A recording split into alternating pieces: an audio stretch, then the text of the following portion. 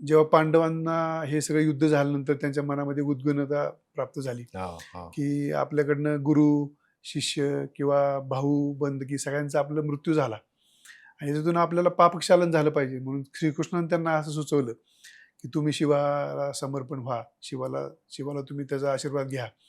मग त्याला शोधण्यासाठी हे जेव्हा 5 पांडव गुप्त काशीला आले, या केदारनाथच्या अगोदर एक गुप्त काशी आहे. त्या ठिकाणी शिवगुप्त झाले, त्यांना दर्शन नाही मिळालं. आता शिवाचं दर्शन मिळणं इतकं सोपं नाही आणि यांना इच्छा पण होती की आपण दर्शन घेतलं पाहिजे. म्हणून ते ज्या ठिकाणी केदारनाथ आहे त्या ठिकाणी आता हे 5 पांडव गेला, त्या ठिकाणी शिव हे एका बैलाच्या रूपामध्ये त्या गायींच्या कळपामध्ये मिसळून गेले. यांना शोधायचं कसं? मग भीमाने आपल्या 2 पायाच्या मधून सगळ्या उभे राहिले, एक रूप धारण केलं आणि त्या 2 पायाच्या मधून सगळे प्राणी लावायला लागले.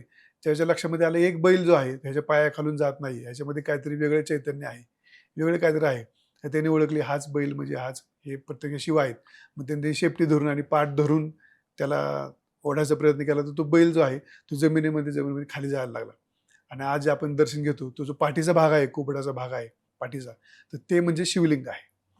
आपण जे 12 शिवलिंग बघतो तर 12 शिवलिंग आपल्याला सगळे शिवलिंगासारखे आहेत आपल्याला, परंतु केदारनाथचं वैशिष्ट्य असं आहे तो पाठीच्या आकारासारखा तो शिवलिंग त्याचा आहे.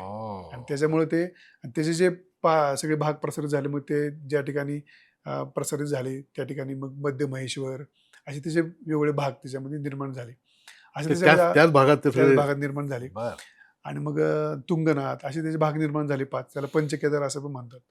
आणि मग ते मुख्य त्यातलं आहे ते 12 ज्योतिर्लिंग मधलं आपलं जे आहे. त्याच्यामध्ये अजून पण बाकीच्या कथा आहेत, पण मुख्य कथा आहे ती आपली केदारनाथची आहे.